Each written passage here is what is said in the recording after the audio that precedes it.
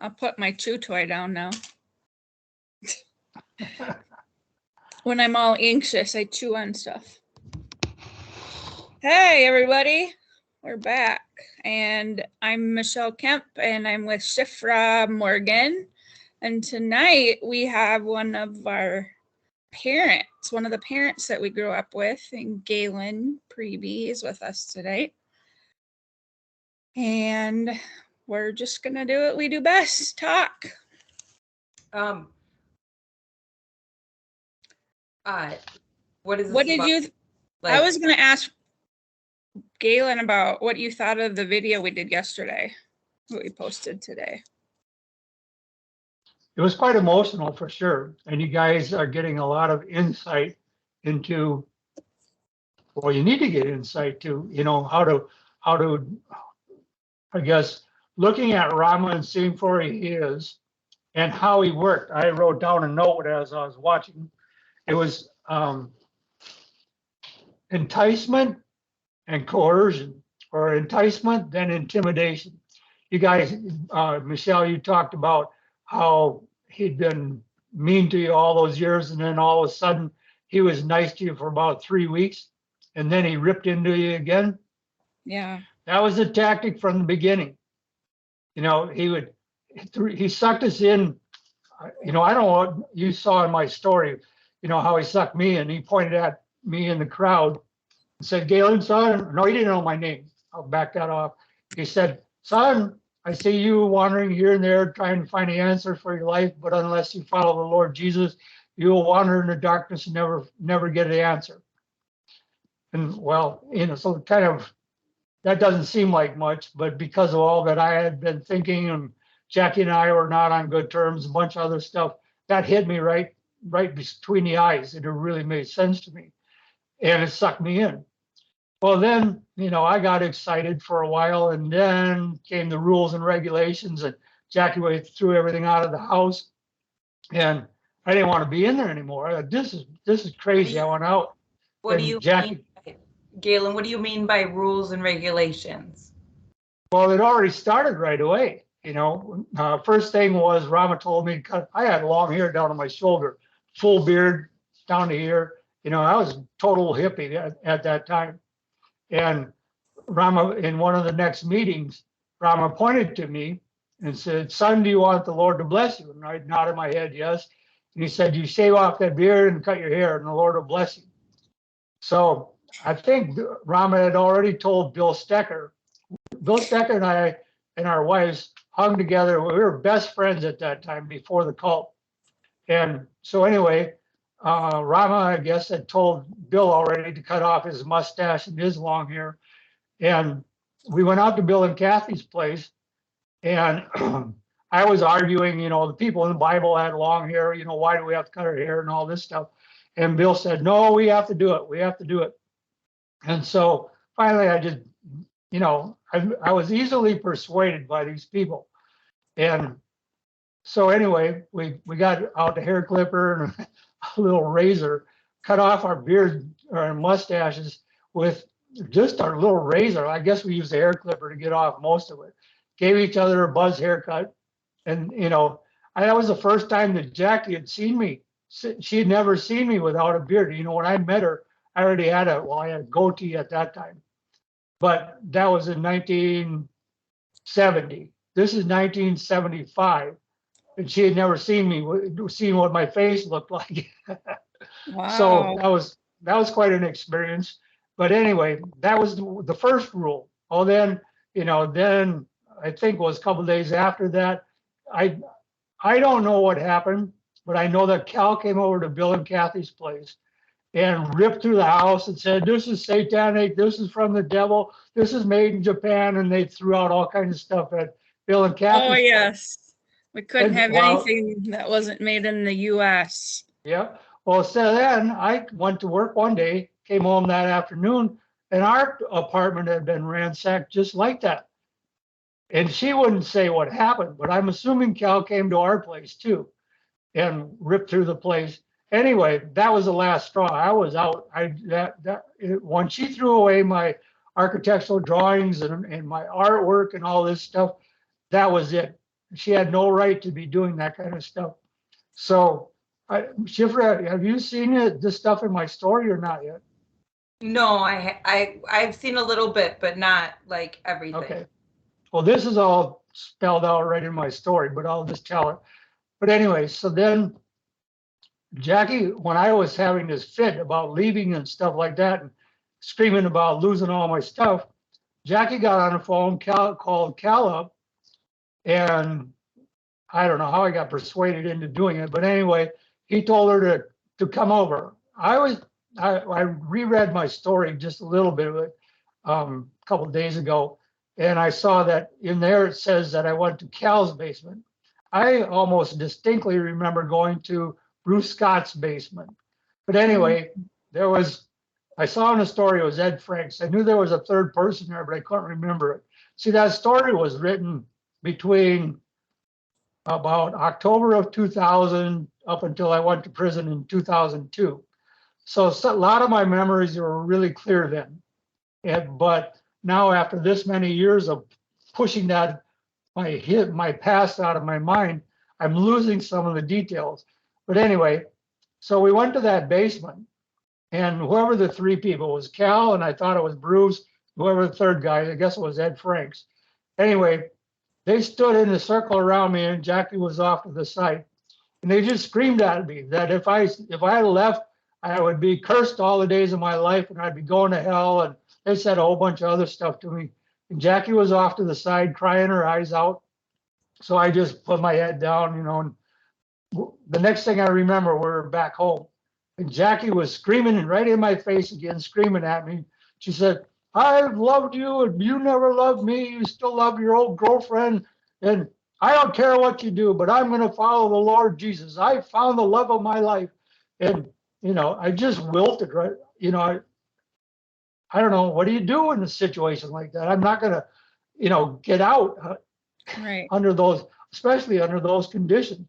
Anyway, so I just humbled down and started obeying the rules and stuff. And, she got rid of the record player and all my rock and roll songs, the record albums and all that kind of stuff. We didn't have it. Or did we have a TV? I think we had a TV. That was gone.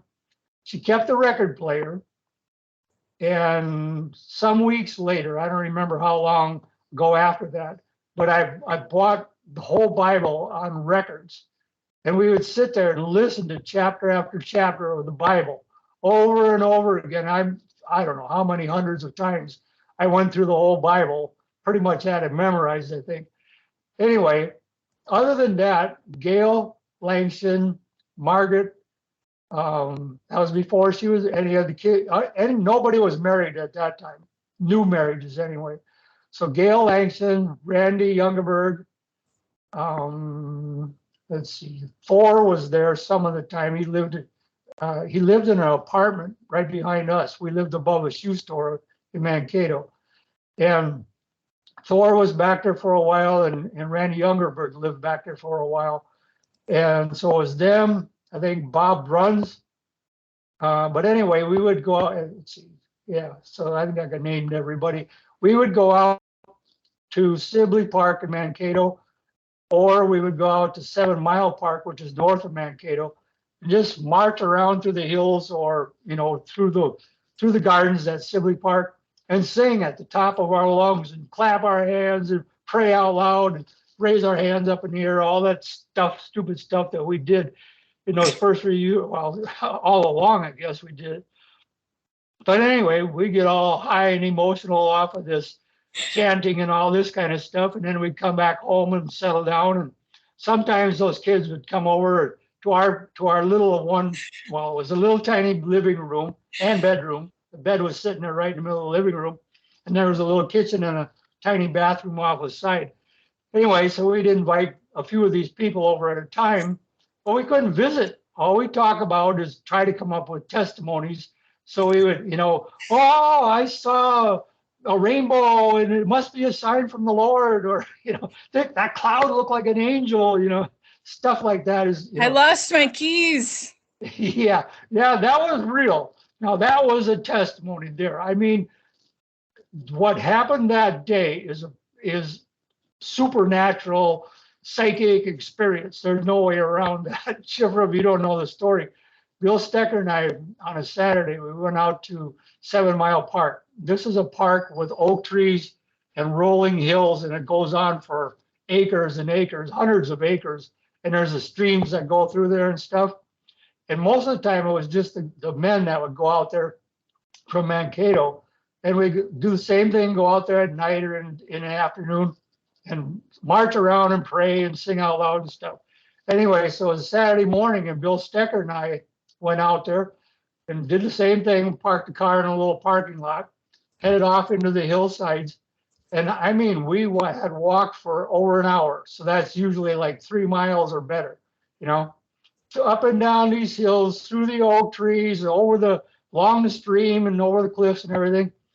We got back to the car. I had lost my keys. Locked out of the car. You know, we didn't have cell phone. This is in 1975. No cell phones, nothing. Here we are alone out there at that park. So we decided we got to retrace our steps. So we walked and we walked. We couldn't remember where we walked exactly. So we just had to kind of guess at going through these trees and stuff. We were going along the hillside, real steep kind of hillside. He was up toward the top. I was down toward the bottom. Walking along, Bill calls out to me, "We'll never find him. Let's just give up and go back." I turned and I said, "Bill, the Lord's going to help us find these keys." And as I was saying that, about eye level, right up there on the bank of the hill, under the leaves, only in view from where I was standing, I had a little orange, it was a little key ring that had a couple of different keys, but there was a little orange circle thing at the top of the key ring. That's all I saw sticking out of the leaves. At that moment, he had to say that to me, so I would turn and look at those up the hill at that spot, and there were my keys. Oh Call it my. supernatural, call it God, call it whatever, but that was a miracle. What I meant anyway. was the frivolous miracles that ended up coming about because we couldn't talk about anything but miracles. Yeah, I know. And that's true, you know, and, you know, at first, okay, so that testimony and then several others that I had in the beginning, Rama would get up afterward and he would say, "Gaeland's son has such a great heart for the Lord." I don't remember all that he said. It's a bunch of flattery, all this enticement, you know, just to suck me in, you know, and that kept up for the first few months or whatever in there. And then he called me up one morning. He said, "Gaeland's son, I see the devil coming from the back seat like a snake, and he's going to come up there and he's going to take you away, Gaeland's son." And that was the start of the cursing. After that, he just lit into me. I was called Mafia. I was called Saul out of the Old Testament. I was called every name in the book. Yep. And it just kept on going. He wouldn't let up ever. So anyway, that was the start of my downfall. And then it kept going for, you know, that was in like 77. Boy, you started falling behind in the beginning. Yeah, I was pretty much, you know, kidnapped I was not there by my own accord. After that first week, when Raquel came or whatever happened in our apartment, I was there against my will the whole time. So my question, I guess the biggest thing that I have a hard time with understanding is, and please know that what I say is not in any way, I'm not trying to hurt you. I'm just trying to understand. I'm tough. I can take whatever you. Okay. All right. So when I ask you things, I'm not saying it. There's no anger. There's no, I don't have any hard feelings.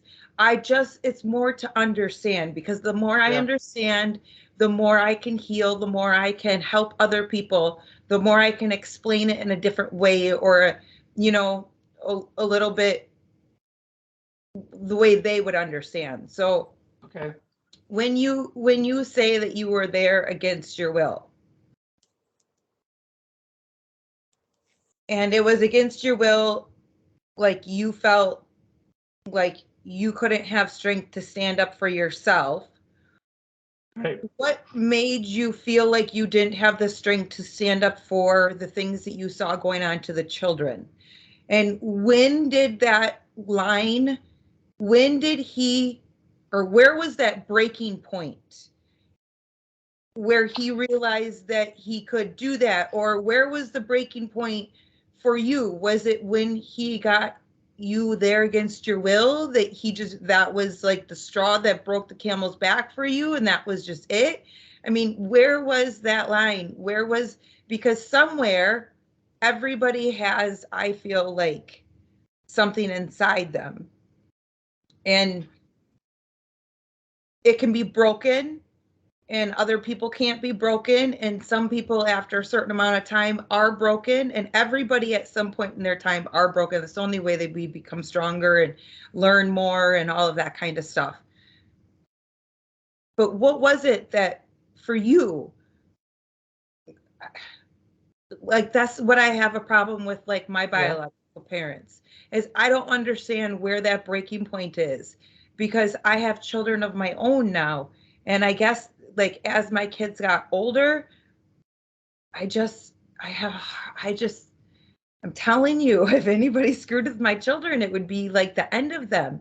And Yeah. where did that break for you? Where did that, what happened mentally with you that he was able to control that, I guess, is my question. Do you understand what Well, I'm saying? yeah, I know exactly what you're saying. I don't think it started per se with disciplining the children. There weren't that many children at that time. You know, it was Jolene and Wesley. There was Jill and Joan Ritlin. Okay. I won't go into all the names. I don't know how public all Yeah. this is. Anyway, there was just a handful of children to start with, and they pretty much behaved. I don't remember any of this disciplining in the first period of time. But then when the moms started having babies, and the babies started crying in the meetings, or little old, some of them that got a little older started fidgeting around and stuff. I don't know. I think it was Glenn who first laid down the law.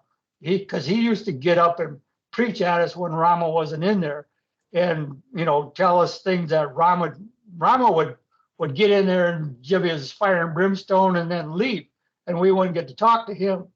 But either before or after, Glenn would get up and he would lay down the law, how we were supposed to act around there, and make us have proper respect for this man of God, and and tell us how to treat Rama. But then as the children didn't behave, he was telling us to discipline our own children, that it wasn't Rama's place to discipline the children.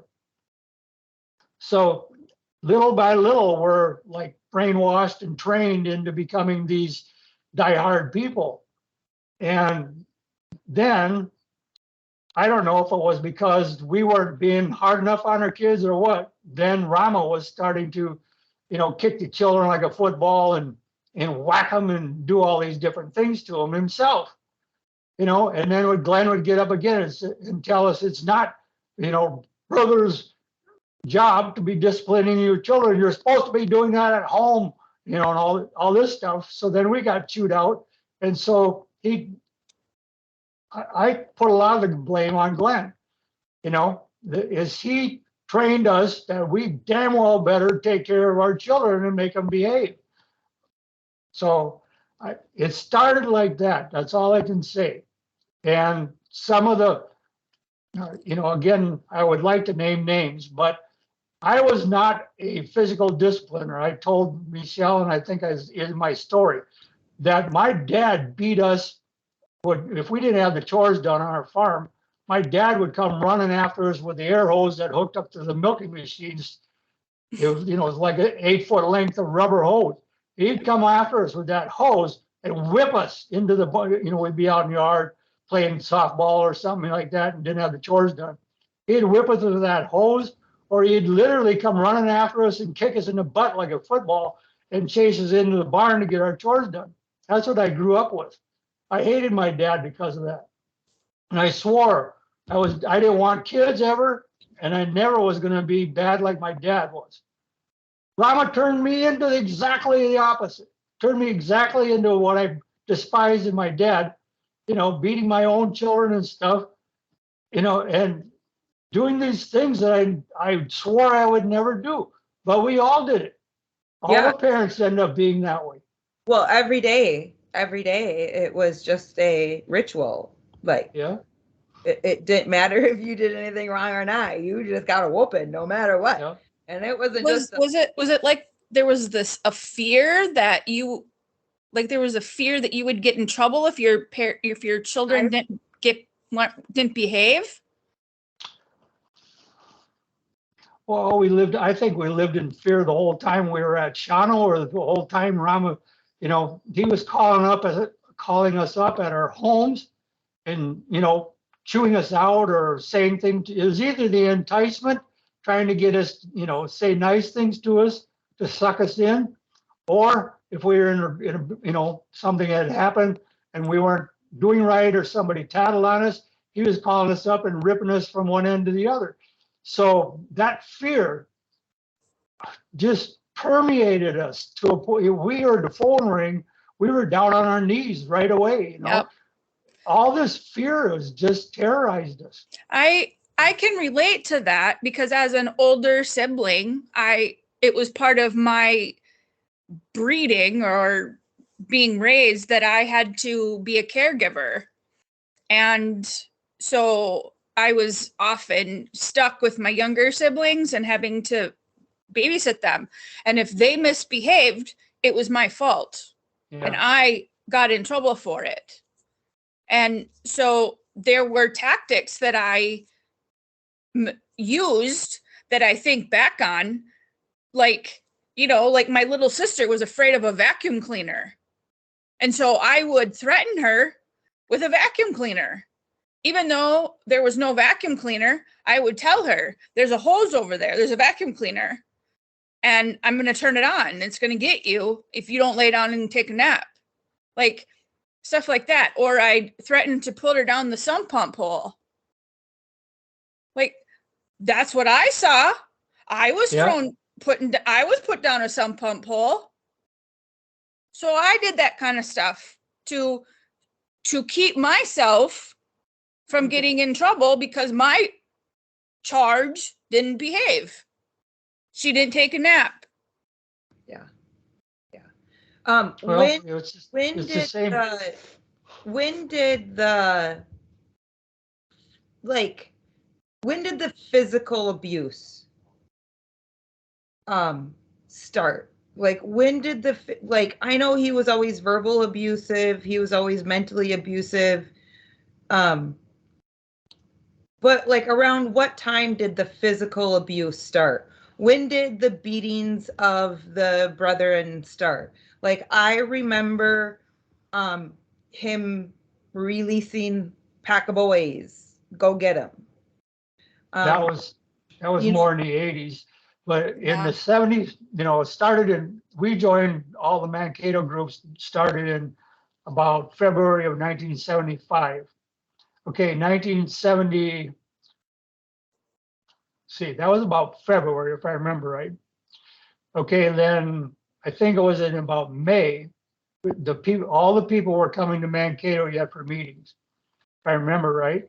That's when Mike Radke, I think that was his name, fell asleep at the wheel, bringing all the Levites and Clarence over to Mankato, and they were by Wasika, and he fell asleep and he got killed, and the car got smashed up and everything. That was the last meeting in Mankato. So then the Mankato people had to drive to Rochester after that for meetings, and most of the meetings were being held in Steve Ritland's basement, I guess. And then I don't know why we ended up in Howard Johnson Hotel, but that's where Nancy got kidnapped. I think that was around 76 or something like that. And after that, I think is about when Rama stopped traveling.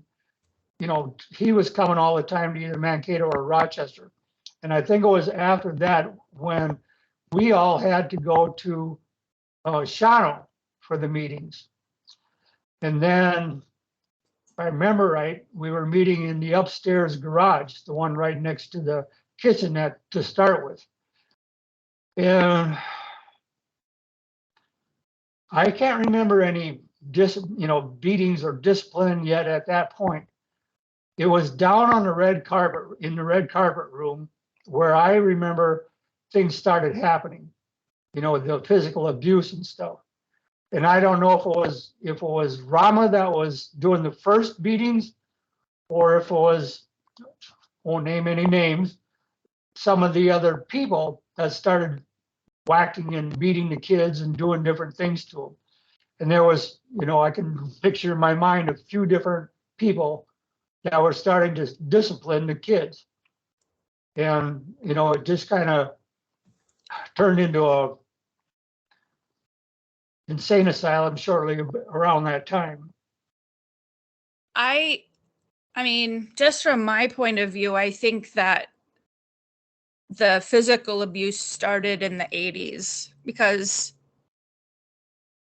I mean, I was 5 in 1980, and I definitely was very, very physically abused at 5. Yep. It was 1984, I think it was, when I left. Jackie and the kids were already in Shawano. I think they left in September of 83. And then I moved to Shawano in the winter of 1984, if I remember right. And I got a job. I think I had to go back to Mankato for a while.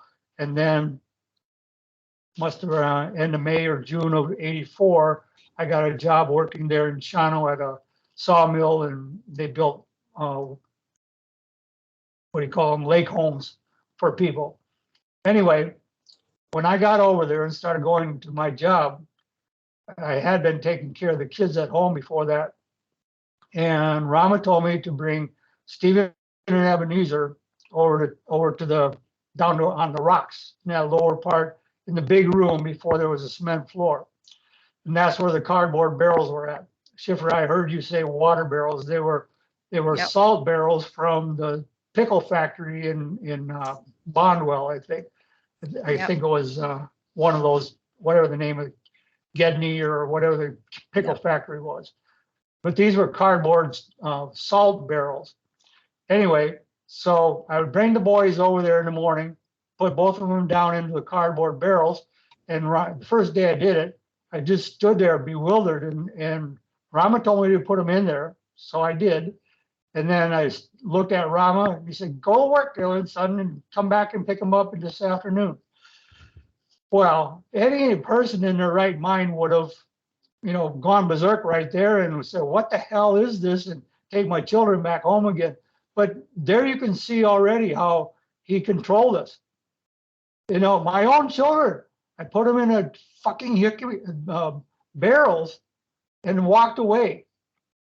Well, here's what happened, and I found this out from Ebenezer, is that Rama would come down and he'd get Stephen out of the barrel, and Stephen got to walk around and run around all over the place, hold paper towels for Rama all day long, and they got to go places and do all these things. Where was Ebenezer?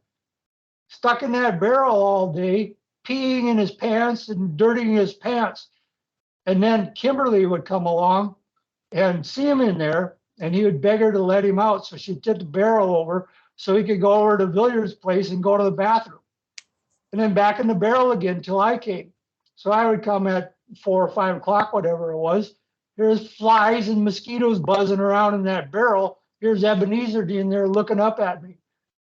And that was just part of it. And I don't know how long that went on. My mind is blank on how long that went on. But he told me that he could never go out. All the other children got to go out with Rama and go down by the pond and do all the projects down there and look around and run around with him and everything. Ebenezer had to sit on his little blanket in there on the rocks. One time he got caught picking some styrofoam off the wall or something like that and playing with it. I don't remember though exactly who, but anyway, somebody dragged him by his ear out to Rama, and Rama whipped him and beat him for doing that. You know, he told, it's in my story. He told me that happened in the 1980s when all this stuff was happening to Ebenezer. I didn't find out about it until I left in 2000. Ebenezer helped me leave. And we took, in the middle of the night, we took all my machinery out of that shop at Rama's place. Total stealth. We went in there and got all my machines. And then we went down to whatever the town is just north of Appleton. And I was working, Seymour is the name of the town. And we were working on a assisted living project where they had all these apartments for people. The company that I worked for built this place. And I was a supervisor on the job and one of the finish carpenters. So Ebenezer flew in from Arizona to help me get out of the cult. And then the two of us would sit in these rooms. We'd eat our meals there and sleep on the floor there in our sleeping bags. But sometimes he would go into a trance. I mean, literally into a trance. And he'd start visualizing a memory of his childhood. And he told me about all that stuff that happened to him then. And he told me another time that Rama went to Chicago one day, left Ebenezer sitting in there on his blanket. And so late in the afternoon, I don't know if he snuck out or what, but he started telling maybe, I don't know, must have been after Rama came back. But he was going around telling all the other children that he got to go along with Rama to Chicago. And he made up all this story about all the things that he saw and all the things that he got to do and everything.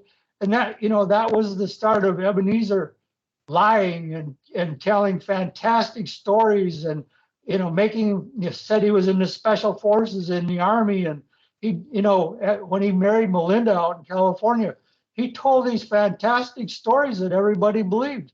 And we don't know to this day if these stories are true or if he just made them up. But that was the fantasy world that Ebenezer had to live in because of being stuck on those rocks and being tortured as a little tiny boy.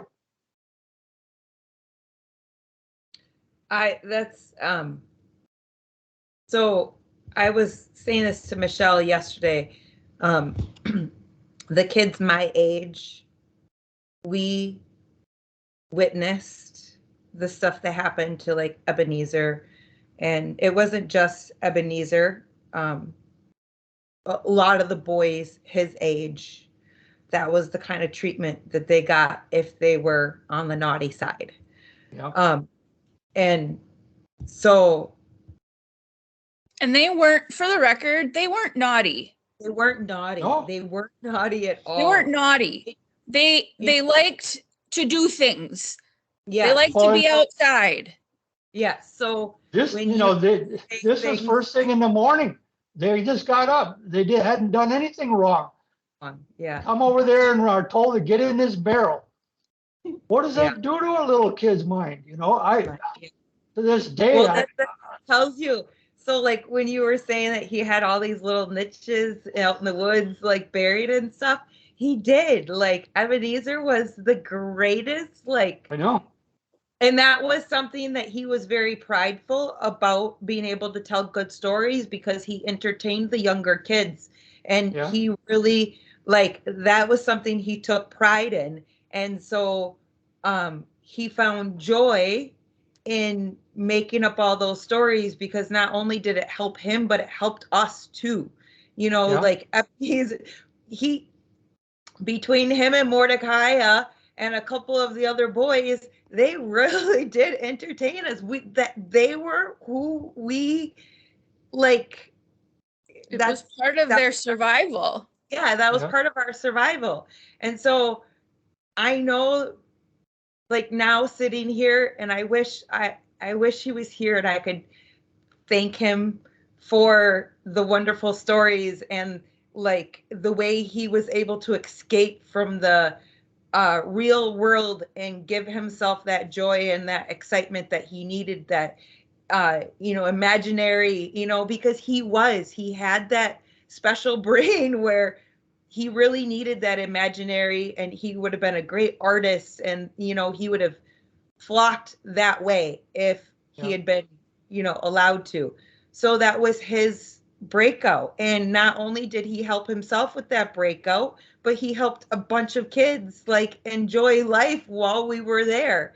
So he took pride in that. He took pride in the fact that we could go out in the woods, and he had all these hidden treasures, and we had a great time playing with all these treasures.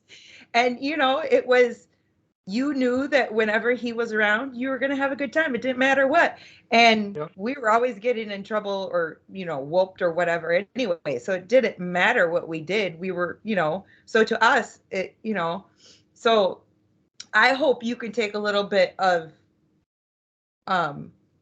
healing from that as well when it comes to Ebenezer's story, and like the lookout of, he really did. He was a great guy, a great kid.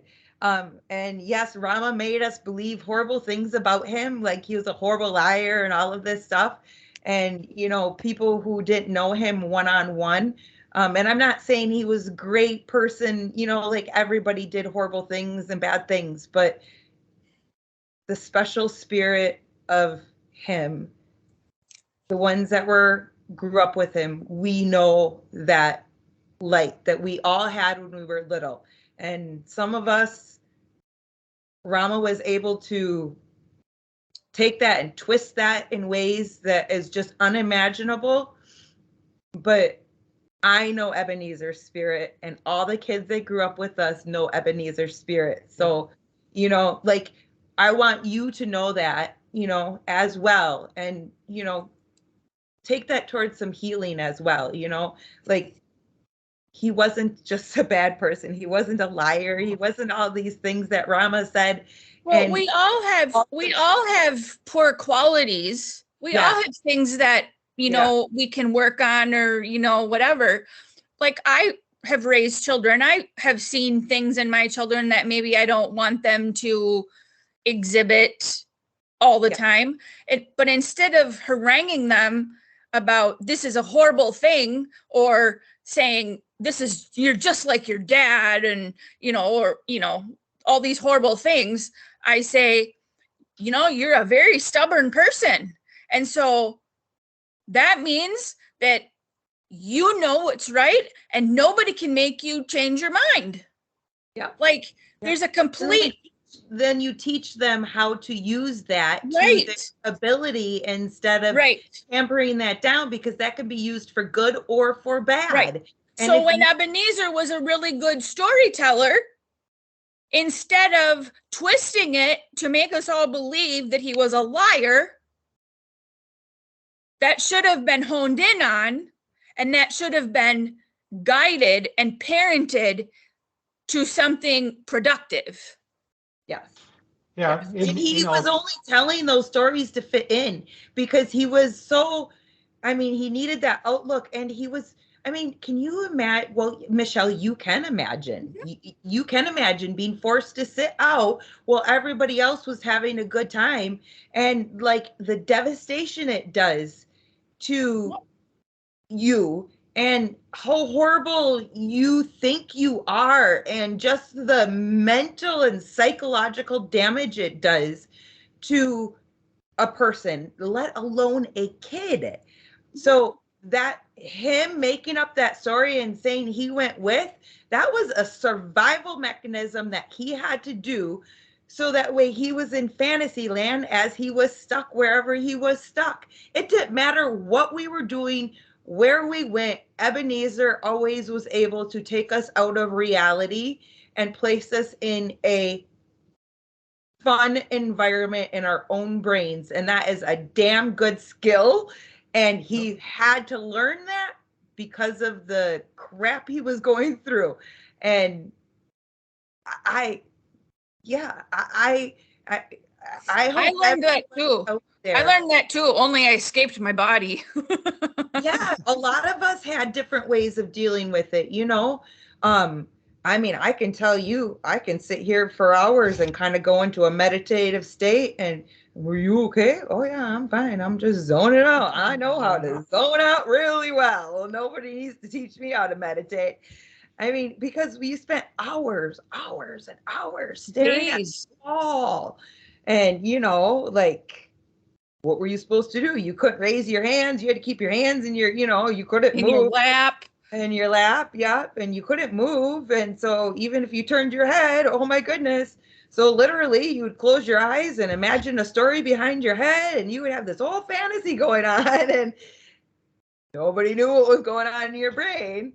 And you know, that was one of the reasons why when Rama would say things like, I can see inside of your brain, when he'd tell us he'd see our thoughts, it used to freak me the fuck out because I was like, oh, if he could really see what's inside of my head, I'm going to hell.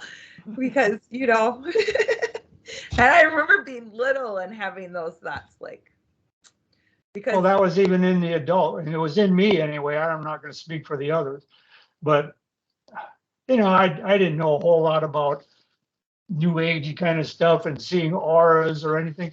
But there is, you know, Kim mentioned it here. I said a name again, but one of the people said it in the group the other night that he even told us that he studied the dark arts when he was growing up back in India. And this person said, I can't remember exactly her comment, but that he was from, that he used, what was it? Something, witchcraft. That's what she said. And he studied witchcraft and was into the dark arts. I've said that, I didn't, you know, I remember him saying it, but I haven't found anybody else from the group that remembers that. So when this person said it the other night, I said, it was true. I didn't, you know, I know I heard that. And so, you know, these gurus, sadhus, whatever you call them over in India, whatever it is, they have some kind of clairvoyant psychic abilities and stuff. And to me, I don't think this was Jesus talking to Rama. You know, this is some, you know, call it demon, call it something, but there were psychic abilities. There was voices in his head, schizophrenia, you know, we can't diagnose him other than, you know, looking at him from the outside. But some psychological doctor, you know, PhD psychologist. Not a Rama doctor. Not a quack doctor. I mean, a real one could analyze all the stuff that we say here and make up you know, a psychotic profile of this character. Mm-hmm. And I think there would be a lot of different, you know, this delusions of grandeur, narcissism, you know, schizophrenia, bipolar, you know, you go down the line and he had all of them. Honestly, and I don't we had to live with this guy and we're to be controlled by this crazy man. That's what's crazy about this whole thing. He's like a new age Hitler. Yeah. Well, anybody else, Hitler, Charles Manson, you know, name off all these, you know, really crazy guys, and Rama tops them all off. I went to Paul Martin back in 2001, I think it was. You went to who? His name is Paul Martin.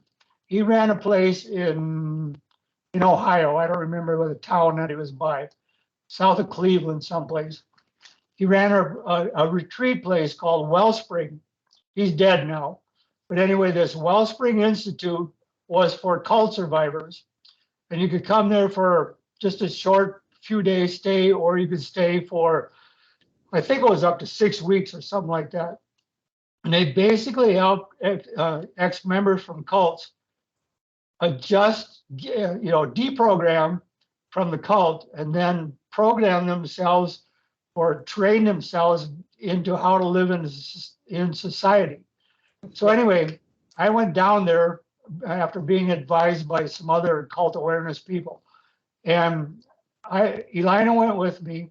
We both did day-long psychological evaluations. He did big, long interviews of both of us. He read my story, and then he came up with an evaluation, and that was used in my court proceedings and stuff. But in the report, and I don't know, I don't have it anymore, but in the report somewhere, I think it was the one he wrote for Elina, it said, judging by the testimony of these people and by other statements and by the news media and things like this, there's a rating for mind control and what, everything you can rate a cult on. Adolf Hitler is rated at the worst that can be. This Paul Martin rated Rama worse than Adolf Hitler. Wow. So now you get some kind of, and this man's studied hundreds and hundreds of cults. Wow. The biggest thing that I have a hard time with, and it's something that I'm still kind of, I have to get less emotional about it to really dive into it, because high emotions don't get me anywhere. Yeah. So I've been working on getting past the emotional part of this, but I guess I'm like really upset with like the outside townspeople in Shawano. For sure. The leaders, the people who knew what was going on and they didn't do anything about it. And my question to you is, do you know of actual reports of physical abuse being reported to the authorities in Shawano and nothing coming of it? And yeah. And what did Rama do? Did Rama pay them off? Well, I do know that I think his name is Sandy Montour, but I might be wrong on that. But he was the sheriff at that time this might even been in the late 70s. These different WCCO, what? My computer is going to die, and I see that it is 8 o'clock. Do you need to move to a different area? Yeah, I will, because Melody wants to watch her show. So I'll move and you can, what do you got to do? I just got to go get my cord. Okay, And plug so in. let's take a break quick and I'll move. For a second?